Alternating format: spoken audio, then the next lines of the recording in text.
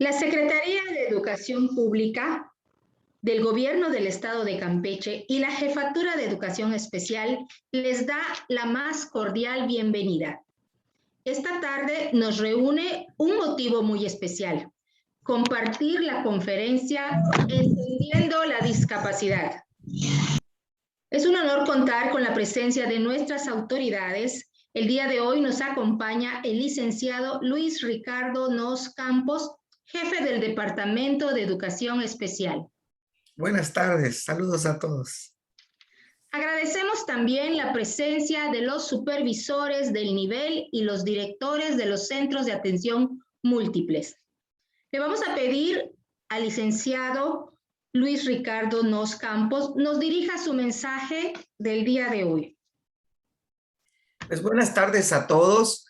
La verdad que con el entusiasmo y con la alegría de podernos ver a través de estos medios y sobre todo reconocer el esfuerzo, ¿verdad?, por conectarse a esta hora para esta conferencia, para esta charla. Sé que no es fácil, ¿verdad? Pero de verdad un reconocimiento. Esto nos habla de ese compromiso y esa responsabilidad que hay en el nivel y de cada uno de ustedes. De verdad que me da mucho gusto. Reciban un afectuoso saludo de parte de nuestra subsecretaria, la doctora Martina Cantuncán, de nuestro secretario, el licenciado Raúl Aarón Pozos Lanz, que déjenme compartirles que la semana pasada que iniciamos el curso de educación sexual se conectó para saludar a todos aquellos que estaban participando, porque hay un compromiso muy importante, maestros, que el trabajo no solamente tiene que tener una continuidad, sino que tenemos que seguir cuidando su profesionalismo.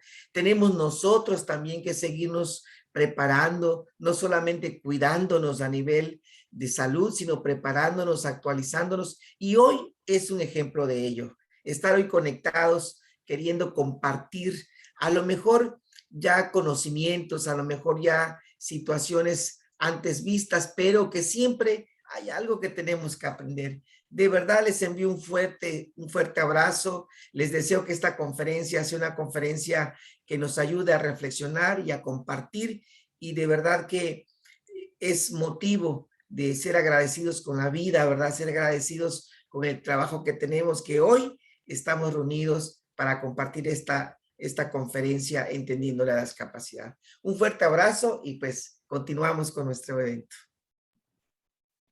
Muchas gracias, licenciado, por sus palabras. Nos motivan a seguir preparándonos y a realizar nuestro trabajo con mayor profesionalismo.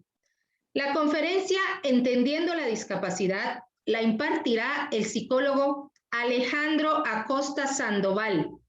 Él es psicólogo con acentuación en educación especial, necesidades educativas especiales e inclusión neoeducativa por la Universidad Autónoma de Yucatán.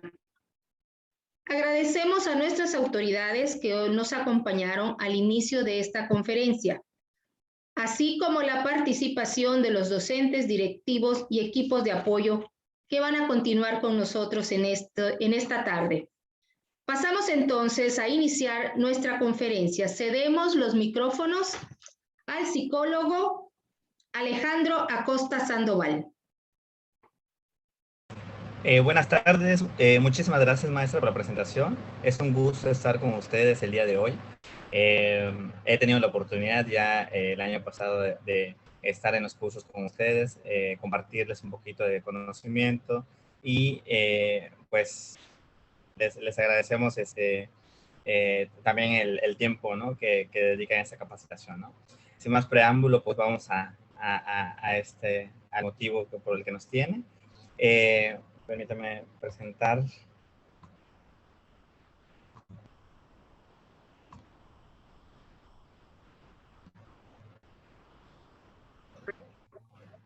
Ok, bueno, pues primero que nada, al momento de elaborar esta conferencia, pues quise elaborarlo de tal manera que ustedes se quedaran con algo, ¿no? No solamente recordando conceptos o aspectos históricos importantes de la discapacidad, sino también que ustedes se pudieran llevar algo importante, ¿no? Para su labor docente. Y pues justamente al final, la finalidad de la conferencia es que ustedes se lleven algunas estrategias que les pueda servir, ¿no? Para su labor. Bueno, pues vamos a iniciar con esta parte. Vamos a iniciar con esta parte de la evolución, que es importante entender para poder saber cómo es que llegamos hasta el día de hoy, ¿no? Este marco referencial o histórico de la discapacidad. Hablar acerca de la Convención de los Derechos de las Personas con Discapacidad, ¿no? En esta convención, sabemos que de alguna manera se abordan diferentes aspectos, no solamente educativos, sino también aspectos sociales, laborales, personales. Pues se llegó a ciertas conclusiones con respecto a estos derechos que posee cualquier persona con discapacidad, ¿no? En un primer punto, pues está el respeto a su dignidad, ¿no? Inherente a su autonomía e independencia, ¿no? Sabemos que hoy en día cada vez no solamente la tecnología, no solamente obviamente las diferentes instituciones que se encargan de este apartado, pues están promoviendo mucho que una persona con discapacidad lleve su vida de la forma lo más normal posible, ¿no? Que aquí va a entrar mucho todas aquellas barreras que impiden que una persona con discapacidad pues no tenga esta autonomía y esa independencia, ¿no? Más adelante estaremos platicando un poquito sobre esos principios, ¿no? El segundo principio, que también es importante, es la parte de la no discriminación, ¿no? Sabemos que hoy en día se ha trabajado mucho la visión que de una manera ha evolucionado a lo largo del tiempo. Cada vez se tiene más sensibilización hacia las personas con discapacidad, pero pues sigue habiendo otros aspectos, ¿no? Como lo que podríamos llamar la discriminación invisible, ¿no? Aspectos donde no es una discriminación por decir directa, pero de alguna manera también implica una discriminación cuando una persona con discapacidad pues no tiene las mismas oportunidades o no tiene las mismas condiciones que una persona que no tiene ningún tipo de discapacidad, ¿no? Entonces, aquí también estaríamos hablando de esos aspectos. En un tercer punto, pues la participación e inclusión plenas y efectivas en la sociedad. Ese tercer punto, de alguna manera, es lo que se ha tratado, ¿no? De una forma de enfatizar en ese último tiempo, ¿no? Ya que, pues, si vemos un poquito la evolución, en un inicio, pues, eran personas rechazadas, ¿no? Posteriormente se fueron incluyendo poco a poco, y hoy en día ya se busca que como cualquier ciudadano tenga sus derechos y puedan participar en las decisiones de una sociedad, ¿no? Un cuarto punto, pues está el respeto por la diferencia y la aceptación de la diversidad, que también se está trabajando en ese punto, en el cual pues sabemos que cada persona con discapacidad tiene diferentes características. Si entre las personas que no tienen ningún tipo de discapacidad podemos decir que nadie es igual, que todos somos diferentes, lo mismo, ¿no? Saber que independientemente que tengas o no tengas discapacidad, todos tenemos diferencias y aquí va a ser muy importante esta aceptación de la diversidad, ¿no? El quinto, que va de la mano con puntos anteriores como la no discriminación, la igualdad de oportunidades, aquí es algo importante, ¿no? Hay cosas que de repente no se hablan con respecto a las oportunidades que puede tener una persona con discapacidad, ¿no? Un sexto punto, la accesibilidad. Muchas veces se habla no de que no quiera educarse una persona con discapacidad o en cualquier otro ámbito, que no quiera trabajar, que no quiera ser productivo, sino que muchas veces podríamos estar hablando de aspectos de accesibilidad, ¿no? Que de una manera, pues muchas veces esto son obstáculos que no permiten que una persona con discapacidad pues lleve su vida de lo más normal posible, ¿no? En un séptimo punto, la igualdad entre hombre y mujer. Sabemos que aspectos de género hoy en día son importantes, también lo mismo, ¿no? En el aspecto de con discapacidad también observar que también tanto hombres como mujeres con discapacidad, pues cada uno de una manera, en ocasiones podrían tener diferente tipo de oportunidades, ¿no? Y aquí tendremos que entablar este diálogo sobre la igualdad, ¿no? El octavo punto, el respeto a la evolución de las facultades y la identidad de los niños, ¿no? Que aquí, pues obviamente, específicamente se va a la población infantil y pues en la cual obviamente sabemos que desde temprana edad se va desarrollando este potencial en las personas con discapacidad, ¿no?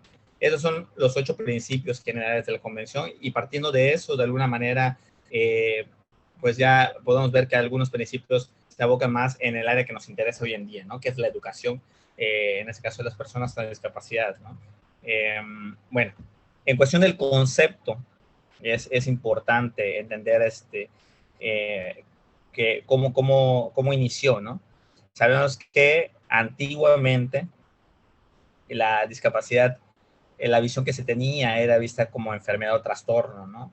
Que de una manera era una situación intrínseca, inclusive se relacionaba con aspectos religiosos como ya desde la parte en este aspecto como un castigo divino que tenía una persona por medio de su discapacidad, ¿no? Posteriormente, a lo largo del tiempo, esto fue evolucionando y ya se vio en un punto de vista más médico, ¿no? Aquí empezó la parte de la deficiencia, en la cual pues ya no era algo intrínseco, sino más extrínseco, y tenía esta visión más orgánica, o más fisiológica, si queremos ponerle por ahí un sinónimo, en el cual pues ya se atendía esta parte, ¿no? Desde el punto de vista médico, y aquí ya venía ese concepto de rehabilitación también incluido, ¿no? Posteriormente, pues eso ya se trasladaba a aspectos con el concepto de discapacidad, ya se empezó a utilizar en una tercera etapa el concepto de discapacidad, y pues ya se veía desde algo más objetivo e individual, ¿no? También ha habido épocas en las cuales pues también se ha visto desde un concepto más de minusvalía, que aquí ya se ven aspectos más sociales, ¿no? Todavía, si recordamos, tal vez unos 40 años aproximadamente, 30, 40 años, pues todavía en esta parte social era muy difícil ver a las personas con discapacidad, ¿no? Y no es porque no hubieran, ¿no? Sino porque muchas veces pues, las familias, por vergüenza, por pena, por el miedo al rechazo, a veces no exponían a sus familiares en la vida social, ¿no? Y cuando de repente podíamos ver a una persona, tal vez en la vía pública, en el camión, las demás personas de repente no sabían qué hacer, ¿no? Entonces aquí de repente esta parte social era un elemento muy importante, ¿no? Así es como de una manera pues ha estado evolucionando. Aquí, de acuerdo a la Organización Mundial de la Salud, en el año 2001, pues ve diferentes aspectos con respecto a la discapacidad, ¿no? En un primer punto, las funciones y las estructuras corporales, ¿no?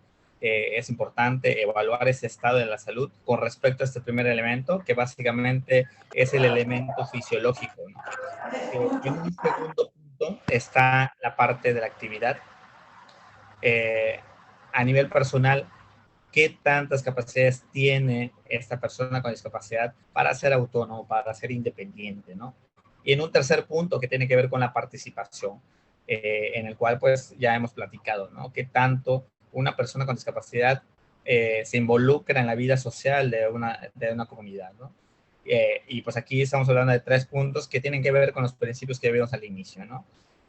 Para todo esto, pues hay que evaluar tanto factores ambientales, externos del contexto, como los factores personales, ¿no? Saber que una misma persona con discapacidad, con los mismos factores ambientales, también puede tener, bueno, 2 personas pueden tener diferencias en aspectos personales, ¿no? Y aquí tendremos que evaluar también ese aspecto, ¿no?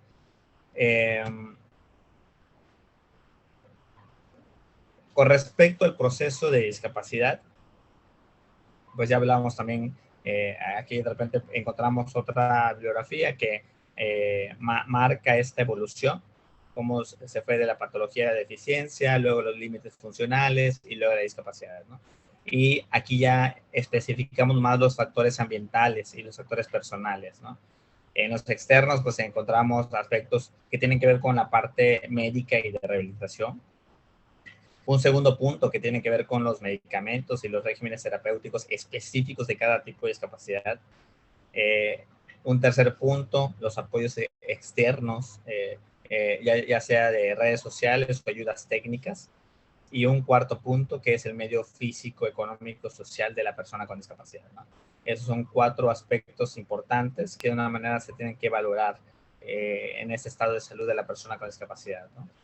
Y que corresponde al aspecto ambiental. Con respecto a lo personal, pues estamos hablando del estilo de vida y el cambio de comportamiento que tiene una persona con discapacidad. Sabemos que en los estilos de vida, pues no solamente es la persona con discapacidad y los aspectos específicos que tienen que ver con la discapacidad, sino que cada persona tiene un estilo de vida, tiene ciclos de vida diferentes. Estamos hablando de aspectos experiencias diferentes que de una manera pues van moldeando esta personalidad. Y con esto me refiero a aspectos como aspectos de duelos, de pérdidas, que de una manera pues van influyendo en ese aspecto psicológico y de personalidad, ¿no? Atributos psicosociales, económicos y de clase social, que pues obviamente aquí ya tiene que ver con aspectos ya más, como su nombre lo dice, con vivencias sociales y económicas, ¿no? Y los acomodamientos, ¿no? Que aquí ya son como esas adecuaciones que se van haciendo a la persona con discapacidad, ¿no?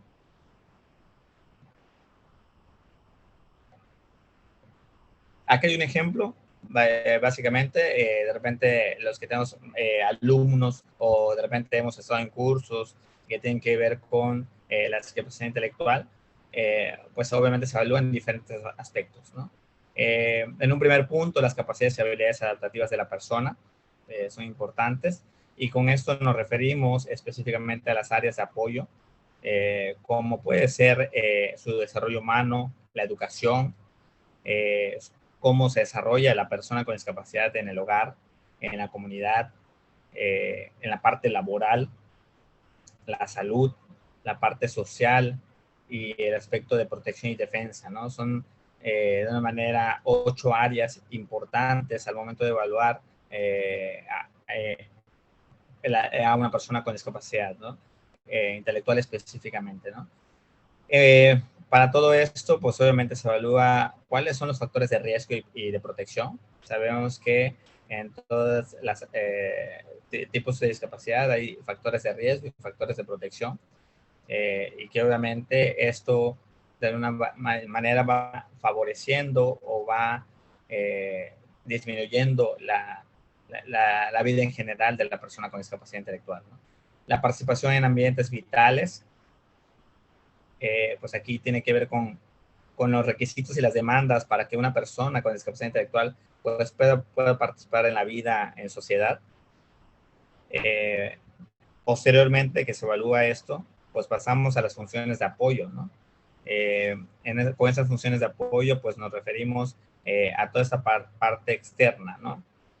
Con qué enseñanza cuenta, las relaciones sociales, específicamente amistad, la planificación económica, el apoyo al empleado con discapacidad intelectual, el apoyo conductual que se le pueda otorgar a una persona con discapacidad intelectual, la ayuda en el hogar, con qué acceso y uso la persona con discapacidad participa en la comunidad, y la asistencia sanitaria, ¿no? Aquí esas funciones de apoyo se pueden clasificar en 2 tipos, ¿no? En naturales y basados en servicios. Y pues aquí pues va a influir mucho la intensidad de apoyos requeridos, ¿no? Si, por ejemplo, en el caso de la ayuda en el hogar, el apoyo va a ser intermitente o va a ser limitado, extenso o generalizado, ¿no? De una manera se da una una calificación de acuerdo a la necesidad que presenta la persona con discapacidad intelectual, ¿no? El resultado personal, pues ya se evalúa todos los aspectos con respecto a la independencia, a sus relaciones, a las contribuciones que pueda tener la persona con discapacidad intelectual, a la participación escolar y comunitaria que tenga y al bienestar personal que presente, ¿no? Estos son lo que se busca al final de cuentas, ¿no?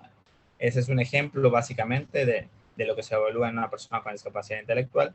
Y pues aquí nada más algunas definiciones. En el caso de deficiencias, pues son entendidas como el déficit en el funcionamiento, las limitaciones en la actividad, que sustituye al anterior concepto de discapacidad, porque pues obviamente aquí estamos hablando que se evalúa más con respecto a la autonomía y la independencia, ¿no? A ese bienestar personal que pueda presentar. Las restricciones en la participación, que se sustituye a la minusvalía, que obviamente tiene que ver con esta participación social, y las barreras y restricciones ambientales, ¿no? Esa es la cuestión de la evolución. Y pues pasamos a un segundo punto, ¿no? Me gustaría que me comenten cuál es el lenguaje común que escuchamos en la calle, ¿no? Independientemente que ustedes como profesionales saben cuál es el concepto adecuado, me gustaría que me dijeran cuáles son los otros conceptos, lenguajes populares que escuchamos, por ejemplo, en una persona que tiene alguna discapacidad. ¿Qué escuchamos en la calle? ¿Cómo la gente se expresa de una persona que tiene alguna discapacidad? ¿Alguien podría compartir? Pues todavía se escucha, por ejemplo, aquí en mi poblado se escucha que dicen, tiene una enfermedad. Ok, y de acuerdo, ¿cómo los conceptos marcan, ¿no? Porque de acuerdo al concepto que se tenga, obviamente es la forma muchas veces en que se trata a la persona, ¿no? En ese caso, cuando vemos a una persona que tiene una discapacidad y se le dice enfermito, tiene una enfermedad, etcétera, etcétera, cuando automáticamente, si se dan cuenta, cuando nosotros le ponemos esta etiqueta a una persona enferma, pues es incapaz de hacer muchas cosas, ¿no? Porque la misma enfermedad lo limita a hacer muchas cosas, ¿no? Entonces, aquí, de alguna manera, está influyendo en la parte en su participación social, en su independencia y su autonomía, porque obviamente a una persona enferma, obviamente no se le, de una forma se le limita con la misma enfermedad que se le da, ¿no? Entonces, aquí, como un mismo concepto nos hace también, de alguna manera, pues influir también en la parte social, ¿no? De cómo se aborda una persona con discapacidad, ¿no? ¿Algún otro concepto que de repente hayamos escuchado en las comunidades donde laboramos? Bueno, ok, pasamos a la siguiente. Vamos con una persona que no puede moverse, que no tiene movilidad física. ¿Cómo lo escuchamos? Inclusive a veces... Bueno, adelante, maestro. Se le trata como que pobrecito, no puede hacer nada, ¿sí? Y hay como que lo menosprecian. Exacto, maestra. Y aquí también lo mismo, regresamos a lo mismo, ¿no? Cuando utilizamos esta palabra de pobrecito, pues obviamente también hace mucho énfasis a esta falta de capacidad, a esa falta de potencial, a esa falta de productividad, ¿no? Obviamente, de repente, hoy en día, cada vez se está comenzando a trabajar mucho esta parte, ¿no? De ver hoy en día, ahorita los Juegos Olímpicos que acaban de pasar, los Paralímpicos, perdón, que de una manera, pues, nos hacen ver que pues una persona con discapacidad, siempre y cuando se quiten todas aquellas barreras que lo limitan a ejercer, en ese caso estamos hablando del deporte, pues obviamente puede ser tan productivo, tan eficiente como una persona que no tiene ningún tipo de discapacidad, ¿no? Entonces aquí estamos en este trabajo todavía, ¿no? Ya se está haciendo, pero obviamente todavía falta, ¿no? Sobre todo ahorita que una maestra decía, ¿no? En mi comunidad, ¿no? muchas veces esta falta de información, pues obviamente a veces en las comunidades rurales pasa todavía este cambio de visión, ¿no? Gracias, maestra. Una persona que no ve, ¿qué conceptos le hemos escuchado en la calle, en la vida social? Maestro, ¿Sí? A mí me gustaría retomar lo que hace un momento usted mencionó. Yo creo que más que cuando a una persona con discapacidad le dices, está enfermo, y que usted maneja que pues tiene una limitación, yo creo que una persona con discapacidad, cualquiera que ésta sea, tiene una limitación, tiene una incapacidad para hacer algo por alguna situación. Yo creo que la diferencia entre discapacidad y enfermedad es que cuando las personas están enfermas, pueden tener una cura. El asunto con la discapacidad es que no es una enfermedad porque no tiene una cura. No hay un tratamiento con el que vamos a poder curar. En cambio, y usted lo manejaba como que no tienes una limitación. Es que una persona con discapacidad, por ejemplo, si tienes un invidente, pues tiene la discapacidad de la visión, o sea, está limitado. No quiere decir que no pueda hacer muchas cosas, pero está limitado. O sea, la enfermedad no es que te limita. O sea, tú puedes estar enferma de cáncer y no te limita. Pero cuando tú dices alguien está enfermo, es porque puede tener un tratamiento y con ese tratamiento se puede curar o no se puede curar. En la discapacidad no existe un tratamiento que te cure. Puedes tener ayuda y todo esto que te va a ayudar a desarrollar otras habilidades. Entonces, ahí sí yo difiero un poquito de cómo usted maneja el término enfermedad. Yo sí no lo siento como una limitación, sino es un proceso diferente. Gracias. Sí, maestra, ahí justamente qué bueno que dijo esto, ¿no? Porque es importante eso. Aquí la visión que quiero dejarles en ese sentido y que tiene que ver con la convención y la evolución obviamente histórica del concepto es que cuando se veía en la parte de la enfermedad, se veía como algo intrínseco, así, algo que le corresponde a la persona, a la persona con discapacidad, y que lo único que se puede hacer es una especie de rehabilitación. De alguna manera, históricamente, pues si de una forma es algo que te pertenece a ti, pues obviamente no hay algo que se pueda hacer de manera externa, ¿no? O algún cambio que se pueda hacer en el contexto y que te pueda beneficiar. Realmente, si es algo intrínseco, si es una enfermedad y es algo intrínseco, de alguna manera es algo que te corresponde a ti. Entonces, así era trabajado antiguamente, pero ahorita no.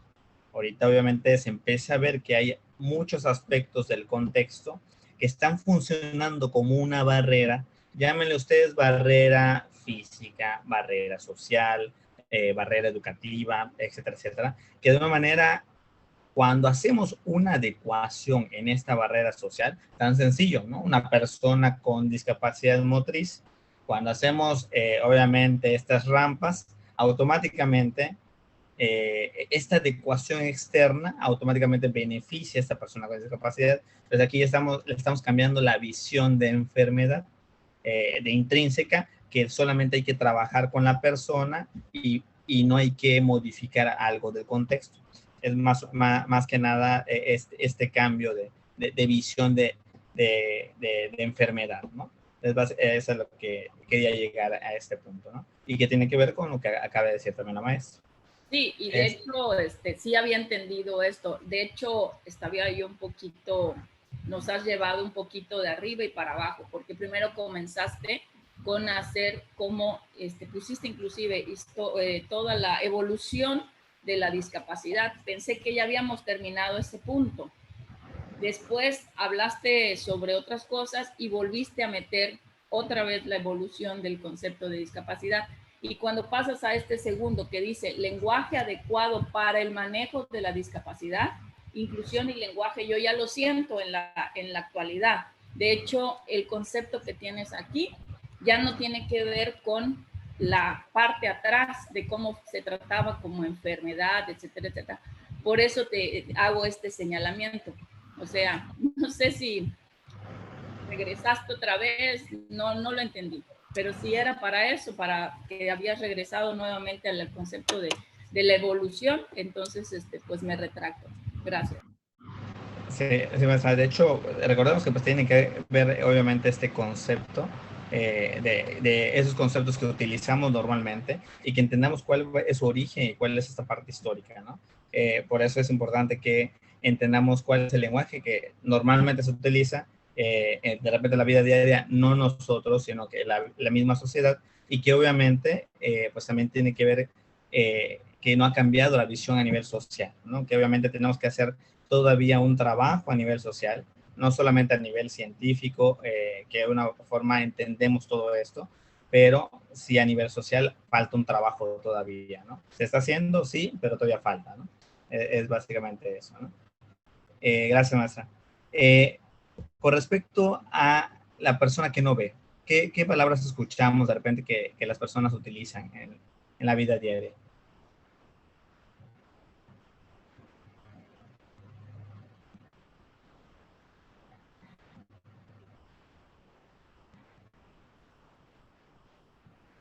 Que es ciego, ahí va el ciego o algo así, comenta. Ok. Sí, en el caso de una persona que no oye. Sordo, ahí va el sordo. Sordo. Hay una palabra compuesta que de repente utilizan para una persona que no oye. De hecho sí, y yo creo que ahí es donde entra mucho, un poco más lo que es el desconocimiento, ¿no? Porque después les escuchamos decir, es un sordomudo, ¿no? Sordomudo, exacto. Y acá, como regreso a lo mismo, ¿no? Como los conceptos a veces los repetimos, pero muchas veces no entendemos cuál es su origen, ¿no?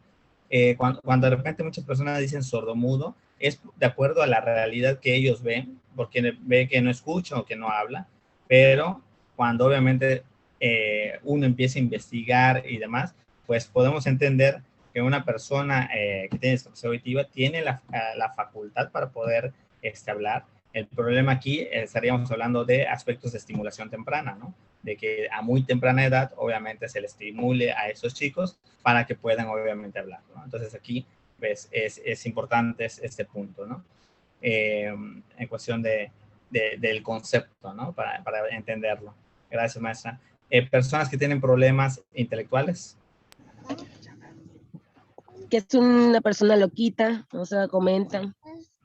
De hecho, nos ha pasado en mi escuela que cuando vamos a invitar a alumnos para que vayan, nos dicen que no, que es una escuela para locos, específicamente. Dicen mucho de eso. Exacto, ¿no? De repente, obviamente, cuando estamos hablando de los CAM, cuando las personas que obviamente tienen total desconocimiento, pues a veces tienen estos conceptos, ¿no? Utilizan ese tipo de conceptos. Gracias, maestra. Y personas que tienen problemas psicosociales. Psicológicos sociales.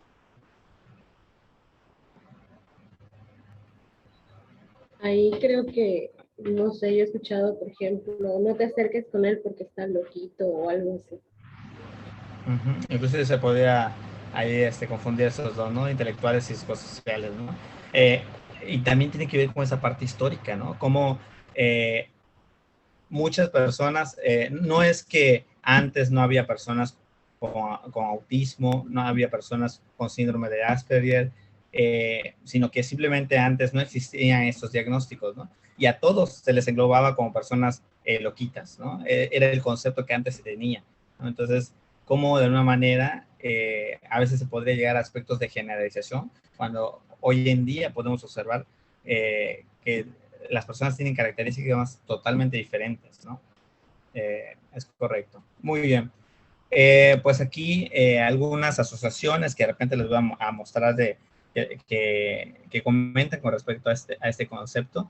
En el caso, pues, de personas, escuchamos a veces que dicen personas con capacidades diferentes o especiales desde la parte positiva, o también que escuchamos que dice discapacitados, inválidos, minusválidos o disminuidos, ¿no?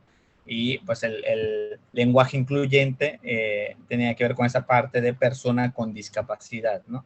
En ese caso, no sé si recuerdan que hubo una época que de repente decían, no, pero es que las personas tienen capacidades diferentes y que con el concepto de persona con discapacidad se escucha peyorativo o de una manera, bueno, pues aquí justamente se hablaba, ¿no? No es que se quede con un concepto negativo, sino que se hace énfasis en la parte de que la persona tiene ciertas características, pero eso no quita que obviamente tiene potencialidades, ¿no? Tiene potencialidades, tiene habilidades, ¿no?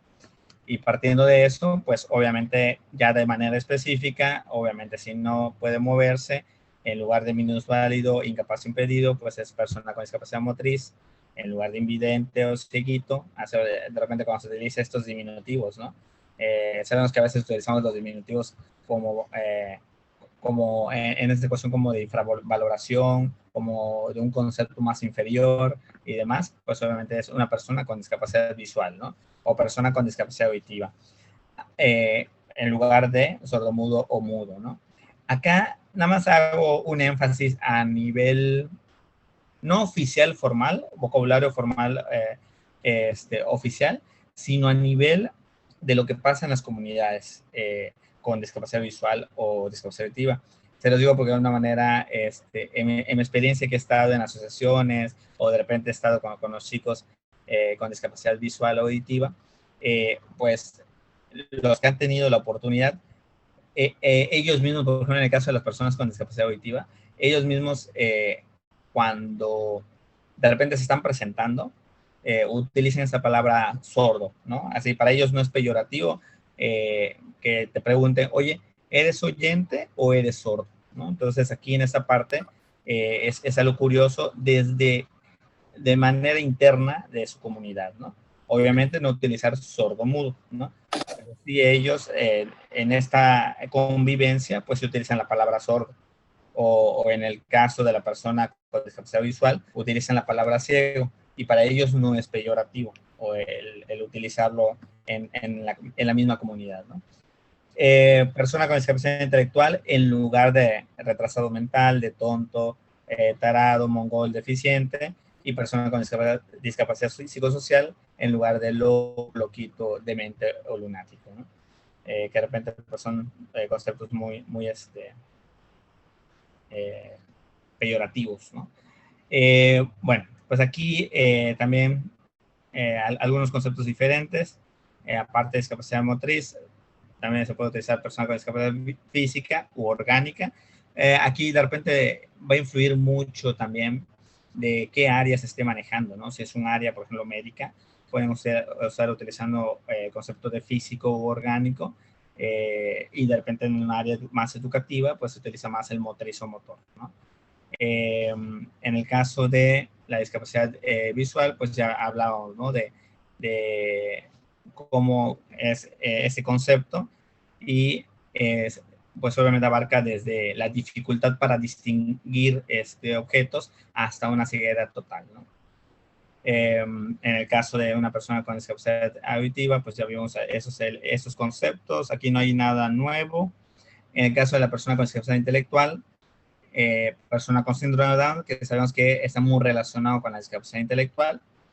En el caso de la enfermedad mental, pues son personas que de repente se utiliza con problemas de salud mental, con esquizofrenia o depresiones, y en el trastorno del espectro autista, pues evitar utilizar que es autista y utilizar el término de persona con autismo, ¿no?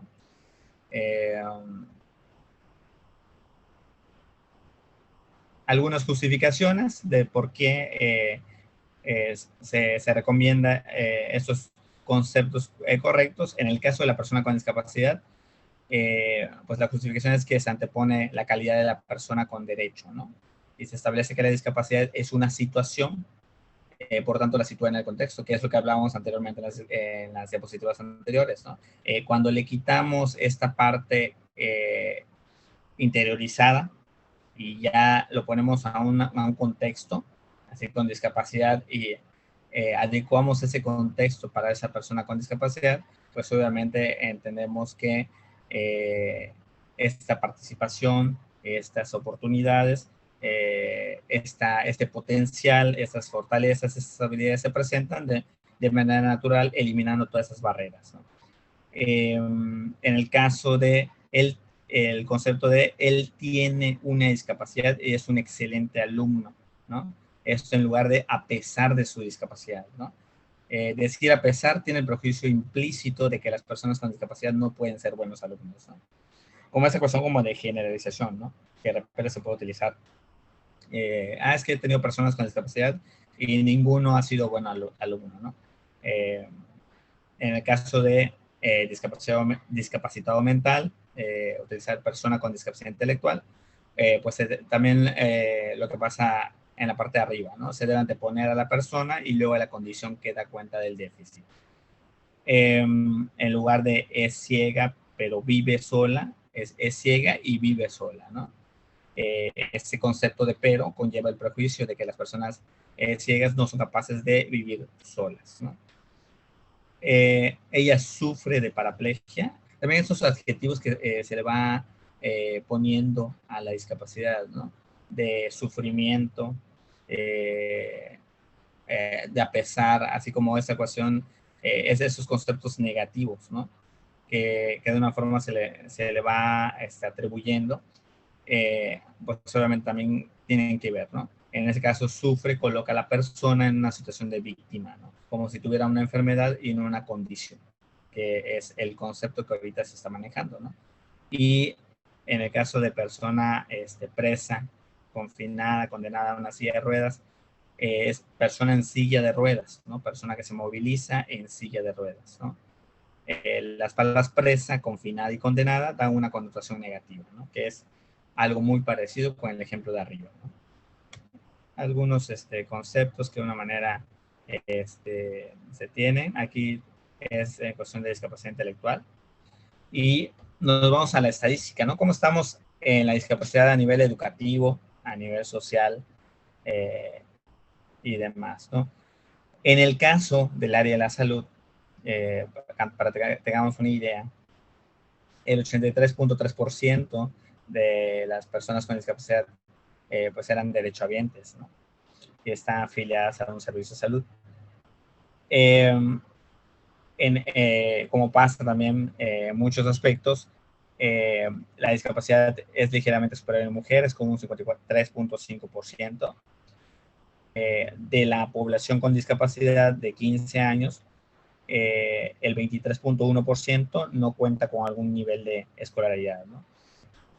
En el caso de, estamos hablando de la edad entre 3 y 29 años, de los que asisten a la escuela, el 42.4% son personas con discapacidad visual, 36.5% de las personas con discapacidad intelectual, 27.5% tienen algún tipo de discapacidad para hablar o comunicarse, y el 10.9% para mover o usar sus brazos y manos, ¿no? El mayor porcentaje está en las personas de 60 años. De las personas con 60 años, estamos hablando que si de cada 100 personas en México con discapacidad, 33 serían por edad avanzada, ¿no? Y 41 la adquieren por enfermedad. Estamos hablando que son las dos estadísticas más altas que tenemos, ¿no? En el caso de las personas mayores, de los adultos mayores, 46.9 tienen dificultad para escuchar, 44.6 para aprender y 42.7 para mover o usar sus brazos o manos, ¿no? Entre los 15 y 29 años, 44.6% tienen dificultad para ver, y entre 0 y 14 años, 45.6 para hablar o comunicarse y 37.4 para bañarse o vestirse. Esas son algunas estadísticas que podemos encontrar en México. Aquí es por edad y por sexo. Si nos damos cuenta, aumenta a partir de los 55 a 59 años, ¿no? Manejan ya porcentajes de 5.1, entre 2.6 y 5.1, ¿no? De manera visual podemos decir que la edad es un factor determinante en temáticas de discapacidad, ¿no? De acuerdo a INEGI 2018. Aspectos de discriminación que ya habíamos visto. Aquí, de acuerdo al INEGI del 2017, pues así está categorizado con respecto a los estados que tienen mayor porcentaje de discapacidad. Estamos hablando que pues la mayor cantidad se refleja en estados como Puebla, Guerrero, Oaxaca, ¿no? Mientras que en el caso de Campeche, pues está como en un segundo nivel con un 19.6%, ¿no? Esas son algunas estadísticas que se manejan con respecto a la discapacidad, ¿no? Ahora ya vamos a orientarnos un poquito a esta parte como educativa, saber con qué contamos, con qué no contamos, ¿no? Con respecto, hablando justamente de estas barreras que platicamos, ¿no? Esta es una estadística con respecto a la discapacidad visual. En el caso de sexto de primaria y tercera de secundaria, es básicamente como el porcentaje de materiales de apoyo con que cuentan las personas con discapacidad visual, ¿no? Y si nos damos cuenta, la mayor estadística pues tiene que ver con el no tener ningún material, ¿no? Con esto de una forma enfatiza mucho esa parte, ¿no? Todas esas barreras que tiene una persona con discapacidad visual para aprender, ¿no? Para el área educativa. Entonces aquí hay mucho trabajo por hacer. Si acaso ahí las lupas o micas de contraste, pues es lo que presenta más porcentaje, que es 10 y 17. Pero aquí estamos hablando de personas con alguna deficiencia visual, ¿no? Que tiene de una forma restos auditivos y que las lupas o las micas, pues de una forma, pues permite, obviamente, ver la información como si fuera en Zoom, ¿no? Entonces, aquí, ¿qué pasa ya con cegueras totales o prácticamente con una pérdida de ceguera total? Aquí estaríamos hablando que falta mucho trabajo de por medio, ¿no? Y hay otros tipos de apoyos que, pues, sí está muy bajo su porcentaje, ¿no? Continuando con esta parte de la evolución para poder entender los modelos y pasar a los modelos, pues tenemos esa parte de la antigüedad, ¿no? Como antes, en este modelo tradicional, pues se excluían totalmente de la sociedad, ¿no? Inclusive las causas se daban explicaciones religiosas en el aspecto de discapacidad, ¿no? Ya sea como un castigo, etcétera, etcétera, ¿no? Se cambia este modelo a un modelo más médico rehabilitador, que era lo que platicamos, y pues se busca normalizar más la población con discapacidad, y aquí se trabaja más desde la parte fisiológica, ¿no? Se ven más tratamientos, etcétera, etcétera, ¿no? Pues solamente se va a un modelo más social, que ya tiene que ver con la participación social, ya tiene que ver con sus derechos, y por último, pues obviamente lo que estamos tratando de hoy en día, ¿no? Es esta persona con discapacidad como un ciudadano de derechos, ¿no? Es básicamente lo que estamos manejando hoy en día, ¿no? ¿Qué involucra esos modelos? Pues, ¿qué se pensaba antiguamente en ese modelo tradicional? Que era un castigo o una maldición, ¿no? ¿Qué se hacía? Se separaba o se excluía a las personas, incluso se llegaba a aspectos de asesinato, ¿no? ¿Y qué se dice? Pues algunos conceptos que de repente se tomaban en cuenta era de pobre Tamara sufre discapacidad, ¿no? En el modelo médico rehabilitador, pues la discapacidad es una enfermedad que hay que curar. Aquí se tenía una visión más en cuestión de terapia. Obviamente se trabajaba con las personas porque se veía más, se realizaba un trabajo más interno, ¿no? Y entre los comentarios que podemos escuchar antiguamente, pues era, en ese ejemplo, Tomás es discapacitado intelectual, ¿no? Toma medicación para sus síntomas, ¿no? Ya en este modelo social, pues ya se tenía esa visión de personas con derechos. Aquí, si se dan cuenta, más que conceptos de tratamiento, de aspectos de síntomas y demás, se trabaja con barreras, ¿no? Hay barreras en diferentes áreas, hay que identificar ese tipo de barreras, evaluarlas y de acuerdo a eso saber qué apoyos, ¿no? Qué apoyos, qué facilitadores se le va dando a la persona para quitar esas barreras y que obviamente puedan existir entornos inclusivos para las personas con discapacidad, ¿no?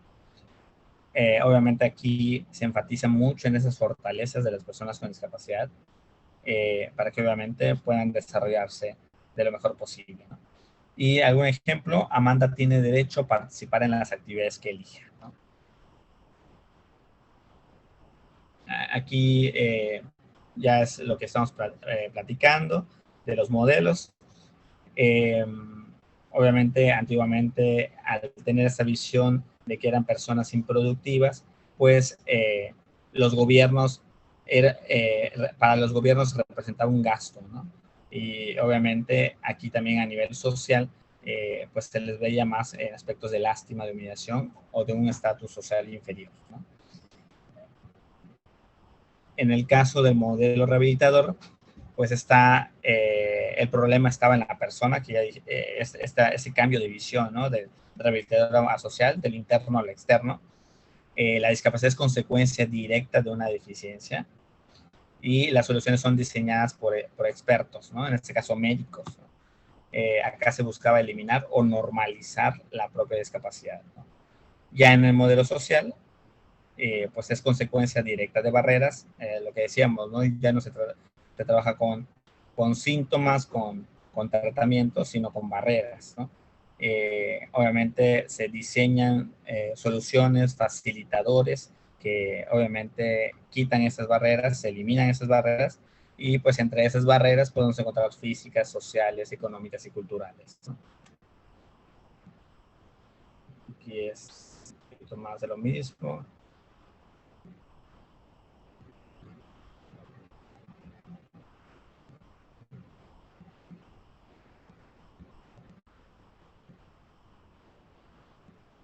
Ok.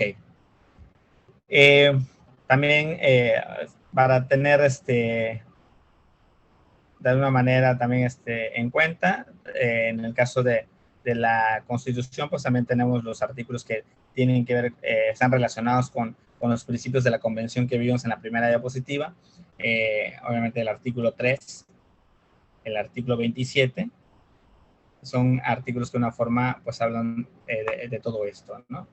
Y pues vamos a lo que nos interesa, ¿no? Esta parte que ya tiene que ver con esa labor docente, ¿no? Cómo hacer entornos inclusivos, ¿no?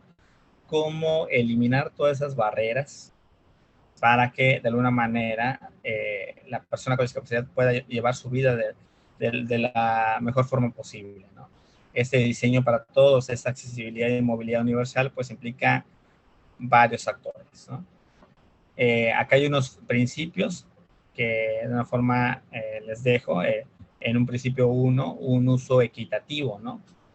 Que todo el diseño en el cual se desenvuelve una persona con discapacidad pues sea útil y vendible, ¿no? En un principio 2 pues está el uso flexible, que de una forma pues acomode a las potencialidades o habilidades individuales de la persona con discapacidad.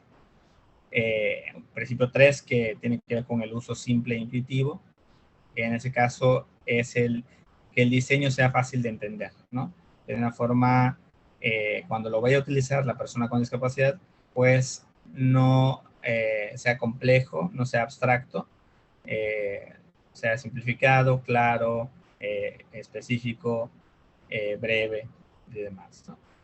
En el principio 4, la información perceptible, todo lo que tiene que ver a la información que de una forma, pues, lo pueda comprender el usuario, ¿no? En este caso, la persona con discapacidad, y que vaya de acuerdo a esas capacidades sensoriales, ¿no? Obviamente, si estamos hablando de una persona con discapacidad visual, pues entender que mucho del material no puede ser, obviamente, visual, ¿no? El principio 5, la tolerancia al error. Aquí, pues de alguna manera se trabaja con un diseño en el cual pues no sea tanto ensayo de error, ¿no? Se minimiza acá esos riesgos y consecuencias adversas, ¿no? En un principio 6, un mínimo de esfuerzo físico que pueda ser cómodo y eficiente para la persona con discapacidad y que esto evite la fatiga. Y en un principio 7, que sea adecuado tamaño de aproximación y uso. Obviamente que en cuestión de la distancia, en cuestión de la manipulación y uso de la persona con discapacidad, pues obviamente sea de acuerdo a, a la propia persona, ¿no? Y aquí se tendrá que valorar los ajustes razonables. Los ajustes razonables pues van de acuerdo al ambiente físico, social y actitudinal de las personas con discapacidad. Al evaluar justamente cuáles son estas modificaciones o ajustes o adecuaciones que se necesitan hacer en esos 3 ámbitos, pues obviamente la persona con discapacidad va a poder tener más accesibilidad y participación, ¿no? Y ejercer sus derechos. ¿Cuáles son esas barreras? ¿Cómo podríamos identificar esas barreras? Hay algunas que tienen que ver mucho con la labor docente y hay otros que sí implica otros aspectos, ¿no? En un primer punto están las actitudinales, que obviamente tienen que ver con el aprendizaje del alumno. En ese caso, tendremos que ver aspectos como actitudes de rechazo o de menosprecio. Segundo punto están las metodologías. Aquí es donde vamos a trabajar, ¿no? En las metodológicas, ahorita vamos justamente a trabajar esta parte que quiero mostrarles, que de una forma son estrategias para ustedes y que les puede servir en esta parte metodológica, ¿no? Que ya tiene que ver con los niveles de aprendizaje. Y aquí, pues, estamos viendo aspectos como que tienen que ver con aspectos de enseñanza y sus prácticas pedagógicas, ¿no? La 3, que es organizativas, que aquí ya tiene que ver con la forma de agrupación del alumnado y las posibilidades de intervención. Aquí son todo lo relacionado al orden y rutinas de trabajo. Cada persona con discapacidad tiene un orden y una rutina específica.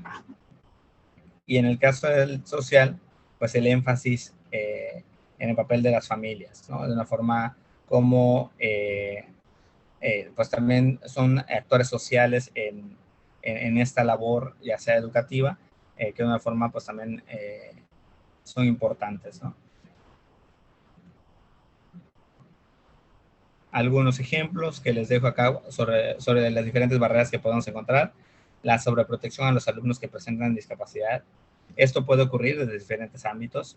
Por ejemplo, creo que podemos encontrar padres de familia, inclusive también en algún momento podemos encontrarnos nosotros, en el cual a veces creemos que no son capaces de hacer una cierta tipo de actividad, ¿no? Y a veces por lo que ustedes quieran, ¿no? Porque falta tiempo, porque tienen un buen de alumnos, etcétera, etcétera, pues a veces cometemos ese error de hacer las cosas por ellos, ¿no? En ese aspecto, ¿no? Que obviamente sabemos que hay muchos factores de por medio de por qué a veces se realizan estas acciones, ¿no? Pero pues sí es importante entender, ¿no? La importancia, como en resumen, de lo que tiene que ver de dar el pescado o enseñar a pescar. Sabemos que enseñar a pescar implica más tiempo, implica más esfuerzo, más energía, es correcto, pero de alguna manera, una vez que pasa eso, pues lo demás es un poco, empieza a fluir un poco más. En el caso, hablando específicamente del aprendizaje de algún tipo de contenido de una persona con discapacidad, ¿no? También acá la falta de implementación de actividades inclusivas. Aquí, ¿saben qué?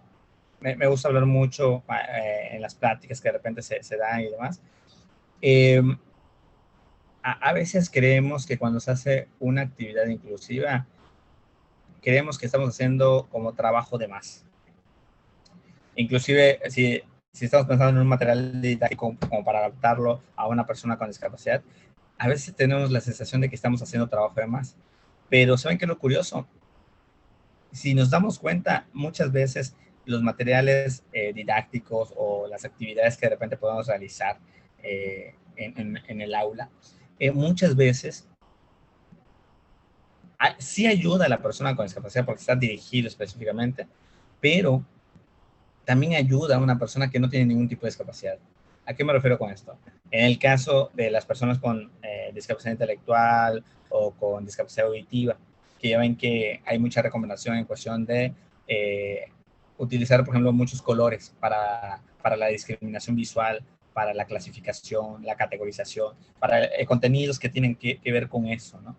Lo curioso es que si lo hacemos en un aula, cuando de repente tenemos alumnos con discapacidad auditiva, obviamente para que ellos puedan aprender y demás, automáticamente ese material, por ejemplo, didáctico o esa actividad termina sirviendo también para el resto de mis alumnos. Al final de cuentas, muchos de esos materiales, de una forma es como hacerle zoom a una información, ¿no? Al hacerle zoom, lo permite ver una persona con discapacidad visual, pero también lo ve de mejor forma una persona que no tiene ninguna discapacidad, ¿no?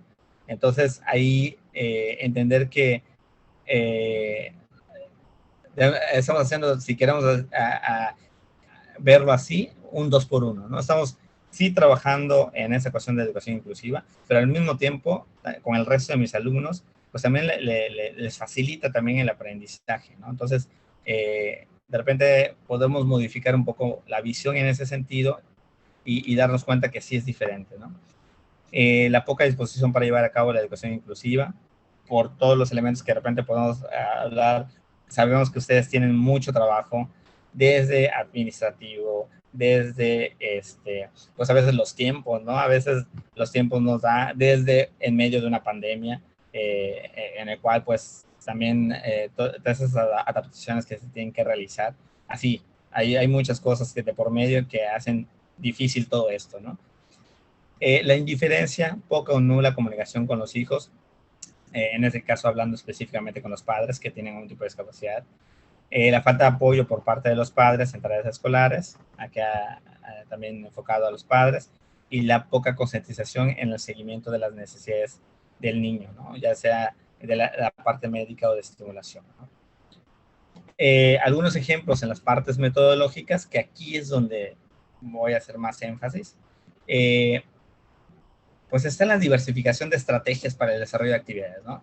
Aquí, algo que ya de manera científica, si vemos en los artículos, algo que se menciona mucho en cuestión del aprendizaje, es que mientras más diversidad tengan los alumnos para aprender un contenido, de mejor forma se aprende, ¿no? Entonces, si hay actividades en las cuales se puedan intervenir, pensando, por ejemplo, en los estilos de aprendizaje, que de repente actividades que sean más orientadas a lo kinestésico, a lo visual o a lo auditivo, mientras más diversidad exista, pues es de mejor manera se van interiorizando esos contenidos, ¿no? Entonces, aquí la diversificación es importante, ¿no?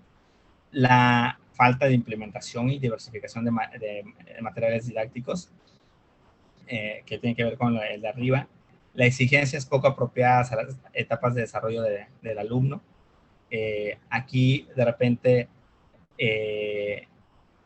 ir evaluando, ¿no?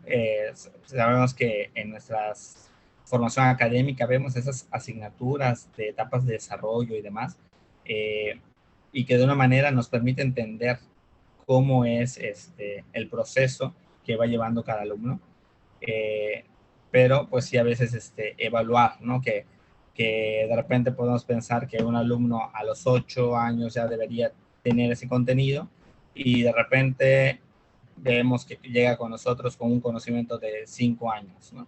Con respecto a un contenido específico, ¿no? Entonces aquí, ¿hasta qué punto vamos a exigir de 8 años o podemos flexibilizar ese conocimiento de forjar a un conocimiento de 6, 7 años, ¿no? Pensando en que más adelante puede ir adquiriendo y se puede ir poniendo a la par con sus compañeros, ¿no? La poca importancia o falta de aplicación de evaluación diagnóstica. Aquí muchas veces, obviamente, cuando estamos hablando de esta ecuación diagnóstica, pues lo hacemos mucho con aspectos de observación, pero a veces falta delimitar exactamente, ¿no? En qué elementos está fallando el alumno. La poca actualización docente, que de repente, pues obviamente los cursos que a veces hacen falta, ¿no? Para ir de la mano con esto, ¿no? La falta de trabajo colegiado, el intercambio de experiencias, de repente entre ustedes cada uno ha tenido diferentes experiencias con diferente alumnado, y cada uno en esta parte creativa, en este pensamiento crítico, han implementado actividades que de repente les pueda servir a otros maestros, ¿no? Aquí en aspectos de organización, pues ya tiene que ver con la cuestión de los recursos, con el proceso de matrícula, con aspectos de planificación, la coordinación y fluidez en las etapas del proceso educativo, desde preescolar hasta nivel superior, la falta de funcionamiento de un consejo técnico escolar, que son aspectos ya más del sistema, ¿no? Que ustedes participan, es claro, pero que de una manera, pues, no está bajo su total control, ¿no? Por eso, ahorita nos vamos a dedicar más a aspectos metodológicos, ¿no? En la cuestión de barreras sociales, pues está la parte de la distancia de las escuelas, la pobreza de una forma de los alumnos, las condiciones de vivienda, los recursos, la estimulación que va teniendo la persona, el alumno con discapacidad, la escasa o nula accesibilidad a los centros, los ambientes comunitarios en riesgos, los prejuicios, sobreprotección, ignorancia, discriminación, ¿no? Son aspectos que entran en esas barreras sociales, ¿no? Aquí está como resumido con respecto al concepto. Recordemos que hay dos tipos como de barreras, ¿no? En ese caso están las barreras del aprendizaje, que son las que acabamos de ver, y esas barreras físicas que tienen que ver con las barreras de participación, ¿no? Las barreras de participación social de la persona con discapacidad, ¿no? En este caso de las barreras físicas, pues encontramos ausencias de vías de acceso adecuadas para las personas, el uso de servicios, obviamente los insumos, sobre todo ahorita con la situación de pandemia, que sabemos que esto es parejo para todos, la ausencia de referencias o señalizaciones, en el caso de las personas con discapacidad auditiva o auditiva, visual o auditiva, las aulas mal ventiladas, mal iluminadas, que sabemos que son importantes para una persona con discapacidad visual, el poco espacio, etcétera, etcétera, ¿no? Como las bancas inapropiadas para los alumnos que de repente no están adaptadas, que de una forma toda esta parte de participación sabemos que pues no están bajo su control, no es algo que de una forma ustedes en el papel que les toca llevar a cabo en la educación pues les corresponda, pero pues que es importante pues mencionarlo, ¿no? Que sí influye obviamente en este aprendizaje de las personas con discapacidad, ¿no? Esto ya lo habíamos platicado y nos vamos a esta parte de las barreras metodológicas, ¿no? ¿Qué podemos hacer? ¿Qué facilitadores podemos encontrar que nos pueden ayudar en nuestra labor docente con respecto a las personas con discapacidad? Un primer elemento, y tomando en cuenta que estamos todavía en medio de una pandemia en la cual pues están manejando ese sistema híbrido o de una manera semipresencial, si queremos comentarlo. Sabemos que obviamente se está buscando que sea presencial. Pues la educación en línea es algo que vino a mover, ¿no? Vino a mover hace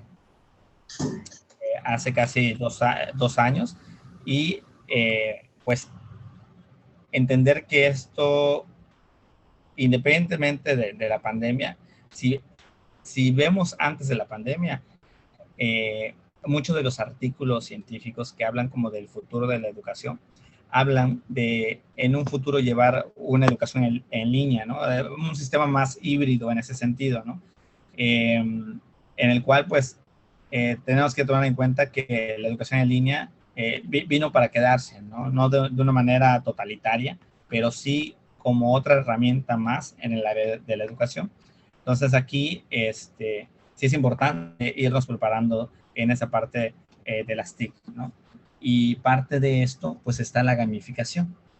Aquí mi pregunta para ustedes, maestros, es si han escuchado sobre estos conceptos de gamificación, si han tomado algún curso o de alguna manera han investigado con respecto a este concepto de gamificación. ¿Alguien podría compartirme?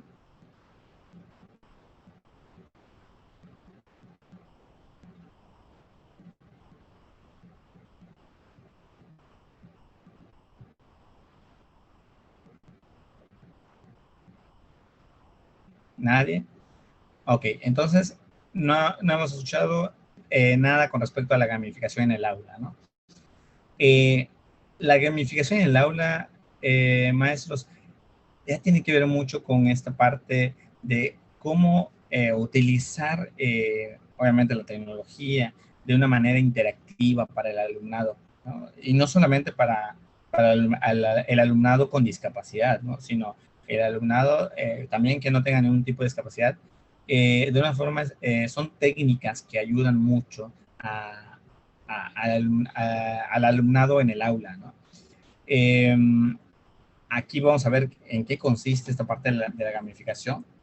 Estamos hablando de, esos son como los pasos, ¿no? De cómo realizar una gamificación en el aula, ¿no? El primero, el objetivo, que es como desde que hacemos cualquier tipo de actividad, ¿no? Nuestra carta descriptiva en la cual hacemos un objetivo y partiendo de eso vamos delimitando, ¿no? Posteriormente se envía una actividad con una narrativa, esa parte como de inicial, como de instrucción de qué se tiene que hacer, cuál es el objetivo a seguir. Un tercer punto, poner un reto específico, cuáles son las actividades que se tienen que realizar. En un cuarto punto... Pero yo no puedo salirme de esa cosa. ¿Perdón? Ok. En un cuarto punto, establecer ciertas normas, las reglas o normas de la gamificación a realizar. En un quinto punto, permitir que cada alumno cree su avatar. Aquí, obviamente, cuando vamos a trabajar en esa parte en línea, pues es básicamente como este muñequito, ¿no? Como si de repente hemos escuchado estos de los avatars en Facebook y demás, pues es algo parecido en ese sentido, ¿no? Un sexto punto que es crear un sistema de recompensas, el premio, trofeo, o hasta en los videojuegos podemos encontrar esa parte como de las recompensas, ¿no? Un séptimo punto, la competición de rankings, que ahorita vamos a ver un ejemplo justamente de esto. Establecer niveles de dificultad creciente. Igual es de repente algo que nos puede venir a la mente, que nos puede dar una idea, es como una especie de videojuego, por decir, ¿no? Y por último, el feedback, ¿no? Que es esta retroalimentación de los errores, ¿no? Que estuvo bien, que estuvo mal y demás. Ahorita vamos a ver un poquito. Acá les dejo como si fuera una especie de tabla periódica. Si nos damos cuenta, pues son básicamente varios recursos, aplicaciones que podemos encontrar en Internet y que nos pueden servir en nuestra labor docente, ¿no? Son recursos para gamificación, algunos ya los conocemos, otros no tanto.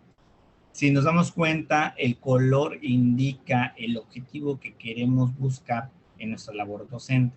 Por ejemplo, si queremos crear y gestionar un contenido, todos los que están del lado izquierdo de color rosado, por ejemplo, creo que por ahí los más conocidos, Canva, Classroom,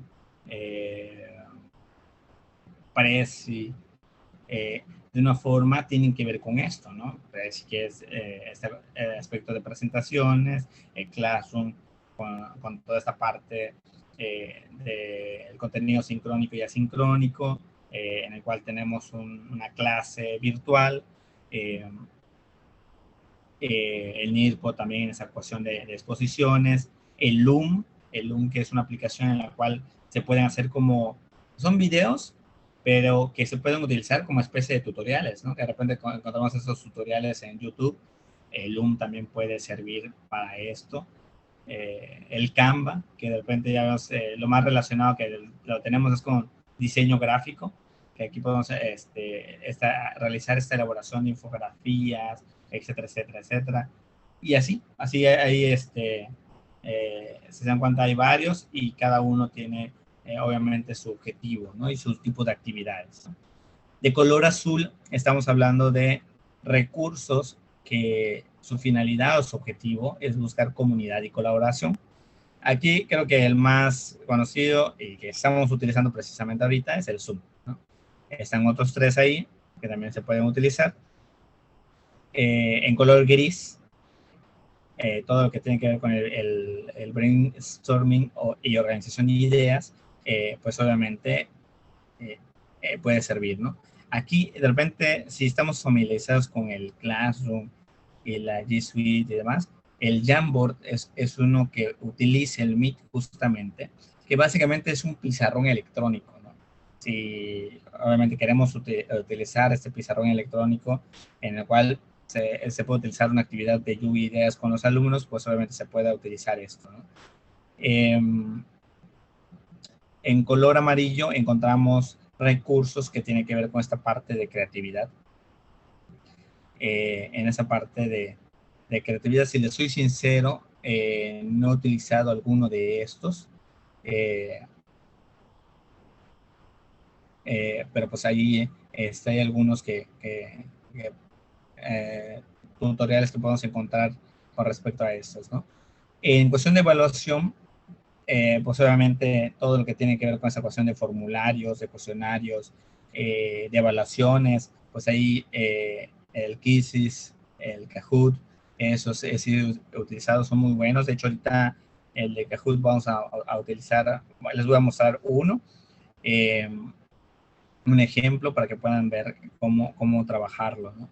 Y en color verde, pues encontramos todo lo que tiene que ver con contenido, ¿no? Que obviamente las redes sociales, aunque de repente Instagram o Facebook encontramos mucha información no viable, no apropiada, etcétera, etcétera, de repente pues encontramos muy buenos grupos en Facebook que de repente pueden servir también para la labor docente. Obviamente aquí tenemos que siempre checar pues quienes crearon los grupos, ¿no? Que son personas que obviamente son expertas en el tema y que obviamente verifiquemos que la información sea la adecuada, ¿no? El Pinterest, que trae muy buena información simplificada, el YouTube, que obviamente esta creación de canales en el cual podemos pues también tener, enviar tutoriales a los alumnos, también se puede generar acá. Son algunos ejemplos, ¿no? Acá les dejo otros, algunos que ya están repetidos, y vámonos con el ejemplo para entender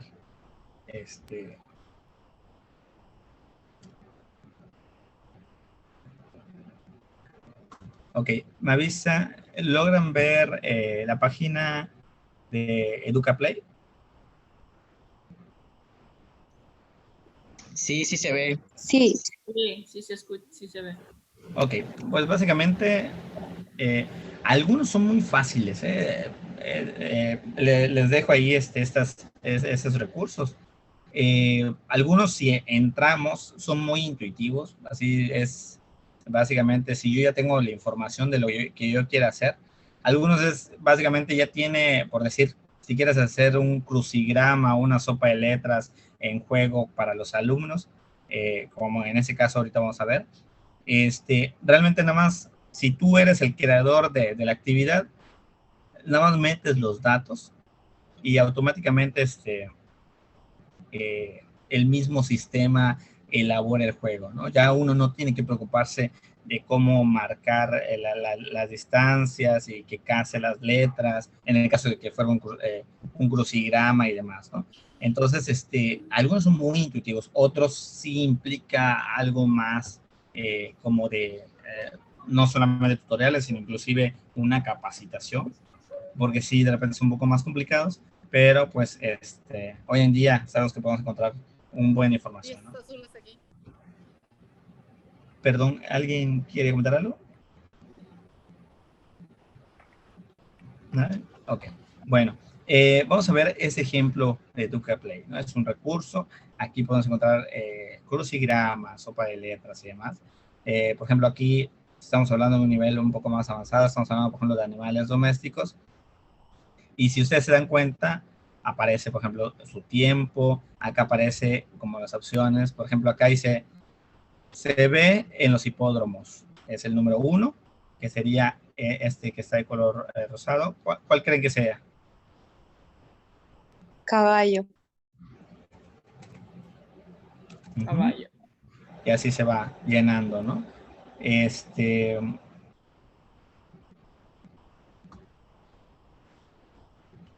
Por ejemplo, aquí, en el número 5, ¿cuál creen que sea? Aparece la imagen nada más. Oveja. Oveja. Oveja.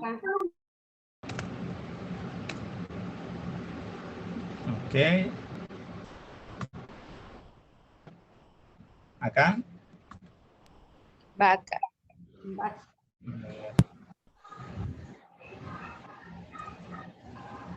Ok.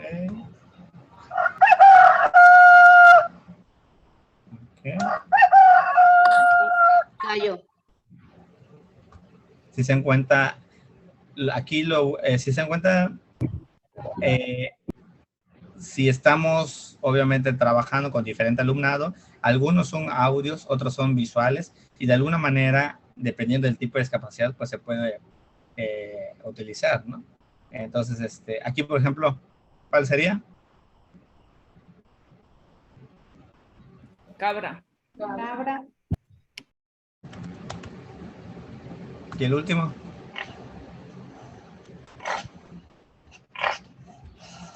Cerdo. Ok, y ya. Le damos comprobar. En ese caso aparece los 100 puntos, su tiempo. Y del lado derecho, por ejemplo, está el top 10 de resultados. Por ejemplo, todas las personas que han contestado. Si ustedes crean, por ejemplo, el juego, mandan el link a la persona, lo puede contestar en cualquier momento. Y pues obviamente, pues las ventajas del TIC, ¿no? De esta parte desde la cuestión medioambiental, porque no utilizamos materiales, desde la cuestión interactiva, porque pues si se dan cuenta, es muy sensorial, justamente hablando de las personas con discapacidad. Una persona que no pueda con ceguera, pues obviamente utilizar estos audios, o una persona con discapacidad auditiva al ver la imagen, así, todo ese tipo de cosas, pues ayudan, ¿no? Mucho en esta cuestión de la práctica docente, ¿no? Entonces ese es un ejemplo de gamificación del Educaplay. Vámonos con otro, ya para finalizar. ¿Alcanzamos a ver la página de WordWall? Sí. Ok, algunos piden su nombre como de participante, les damos participar, y lo mismo, ¿no? Aquí es también que ustedes pueden crear el juego. A ver, alguien que sepa maya, que nos vaya ayudando. Yo la verdad, ahí sí les dejo mal. ¿Quién dice yo? Creo que Tomate, conejo, Cubeta, cerdo, conejo, abeja,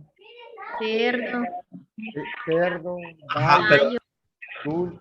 pero ya vieron que están las palabras con el maya. Por ejemplo, acá el primero, ¿cuál sería? Tomate. Ok, luego cerdo. Cocina, medicamentos. Cubeta. Acá sería cerdo. No, cubeta. Al lado. Sí, tienes razón, que luego el de Q. Hoy es cubo. Cubeta, cubeta. Cubeta, ajá. Muy bien. No, ese ya, maestro. No, ahí no. ¿Acá? No, choy. Allá. Ok. ¿Cuál otro? El gallo. Es Conejo. El gallo. Uul es conejo. Tul, conejo. Tul, conejo. ¿Ok? ¿Qué más? Tap es Chujuc, dulce. abeja. Chujuc, dulce. Ujú. ¿SK? Sí, sí, allá. En cap, cap es abeja. Abeja en cap. Ahí. ¿Ok? Luego. AC es medicina o medicamentos, ahí está.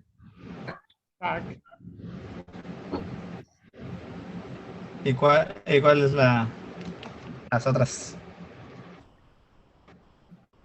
Colibrí, ¿cómo sería? Nido. Ok. Nido. Perfecto. A ver, vamos a checar las respuestas, a ver si estoy bien. Se me ven las respuestas. No, Se dan maestra. cuenta, aparece los que nos salieron. Por ahí solamente tres malas tuvimos, ¿no? 7 de 10, la hora. Cap es mano. Ok. Ahí sí, yo les dije desde un inicio, no soy bueno en Maya, en esa parte, ahí sí se las debo. Bueno, pues básicamente es eso, ¿no? Esta parte de qué implica la gamificación, ¿no? De entrada, desde como docentes, pues implica lo que hablamos de actualización, de capacitación, de cambio de actitud, porque de repente, pues, como todo, ¿no? Así, de repente nos acostumbramos a una forma de trabajar, ¿no? Y a veces hacer como estos cambios, pues implica un gasto de energía, de esfuerzo, de tiempo, si es un curso que vamos a recibir de gamificación y demás. Y pues todo esto, pues tiene que ver con esa parte de las barreras metodológicas que a veces, pues las personas con discapacidad, pues a veces, por no tener esa diversidad de recursos, pues a veces se pierden, ¿no? Y es correcto, la semana pasada justamente daba esa plática también de la gamificación y me decían los maestros, pero maestro, en mi comunidad ni siquiera hay luz, ¿cómo vamos a hacer con el internet, no? Obviamente esto, irlo adaptando de acuerdo a lo que podamos, ¿no? Si en la medida de lo posible, si de repente, obviamente en este sistema híbrido, si se está manejando ya presencial, pues si obviamente aquí ya depende. Sabemos que en muchos trabajos así lo realizamos muchos mexicanos, ¿no? Esta parte de si con mis datos móviles utilizo tal vez esta parte de mi computadora y ellos responden. Y ahí como es esta parte de la creatividad y a veces el dar de más, ¿no? Ese 100% de más que pues ya no se le puede exigir a nadie, pero de una manera pues a veces sabemos que muchos lo hacemos, ¿no? Dar ese plus, ese extra, que a veces, pues es para beneficio, a final de cuentas, de nuestro alumnado, ¿no? Entonces, pues básicamente era lo que yo quería compartirles con esta cuestión de la gamificación. No sé si alguien tiene alguna duda con respecto a todo esto que estamos platicando, algún comentario. A ver, déjenme checar acá,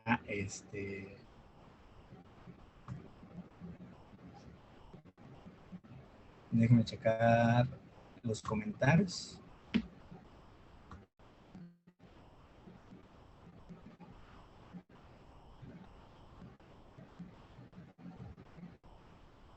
Ok, veo que no hay ninguna pregunta. Bueno, pues por mi parte pues sería todo. Con esto finalizamos esta parte de entendiendo la discapacidad. Y pues como les dije, no quería dejarles algo que a ustedes les pueda servir. Esta cuestión de la gamificación cada vez está siendo algo más común en esa parte de la educación en línea y como les digo, ¿no? Al final de cuentas es otra herramienta que,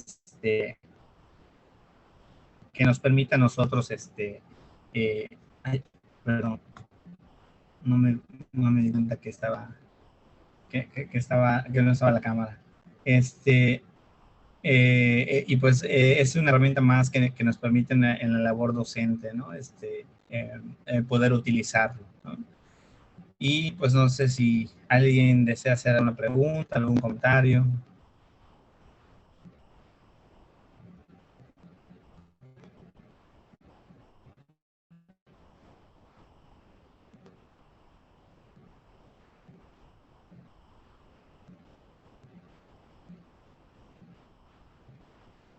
el doctor Efren acaba de poner otra vez el link por si alguien no se ha registrado. Y pues por mi parte sería todo. Doctor Efren, no sé si quiere comentar algo. Muchas gracias, maestro Alejandro. Pues nada más, yo aquí estuve observando en todo momento, escuchando la conferencia, le agradecemos mucho su participación y bueno, también la de todos y todas, porque creo que eso hace que se nutra justamente la participación, ¿no? O el aprendizaje de todos. Fíjense que cuando invitan a la consultoría a llevar a cabo esta conferencia, pues hubo muchas inquietudes, porque yo me preguntaba, y eso le preguntaba al maestro Ricardo, ¿no? O sea, como qué darles, pensando en materia de entendiendo la discapacidad a maestros, que algunos sé que muchos de ustedes tienen, no sé, años de experiencia en la práctica, y pues bueno, siempre quedan cosas por aprender, ¿no? Por sensibilizarnos, ahora que hablaba de la gamificación, de estas herramientas que pueden ser pues muy productivas, pero que al mismo tiempo creo que lo padre de esto es que se pueden adaptar para cualquier población, para cualquier discapacidad. Y además de todo, digo, entender que para entender la discapacidad primero tenemos que también entender desde nuestra propia visión cómo se vive, ¿sí? Cuáles son como los mismos prejuicios que existen en torno a. Yo tristemente, lo voy a decir así, ¿verdad? Abiertamente, que he escuchado como algunos comentarios dentro del mismo gremio de educación especial, y estos mismos prejuicios que escuchamos de fuera nacen desde dentro, desde quienes nos dedicamos a ello. Entonces hay que como sensibilizarnos y preguntarnos cuáles son mis propias ideas que existen en torno a la misma discapacidad. Y bueno, pues creo que estamos ya por concluir. Le agradecemos nuevamente al maestro Alejandro Acosta por su contribución. A todos y todas también. Recuerden el enlace para registrar sus asistencias. Y creo que no nos queda más que concluir el evento. No sé si haya alguien por acá de la Secretaría. Creo que no estoy seguro. Creo que no. Bueno, entonces, si no hay ningún otro comentario, despedimos el evento. Gracias, maestro Alejandro. A quienes están también inscritos en el taller de sexualidad, recuerden, el lunes vamos a tener ya nuestra 9ª sesión. Y bueno, ya estamos también por concluir el evento de sexualidad. Y bueno, pues muchas gracias al maestro Alejandro, a todos y todas, que tengan un excelente fin de semana. Cuídense mucho. Hasta pronto. Gracias. Buenas tardes. Gracias. Hasta luego, gracias.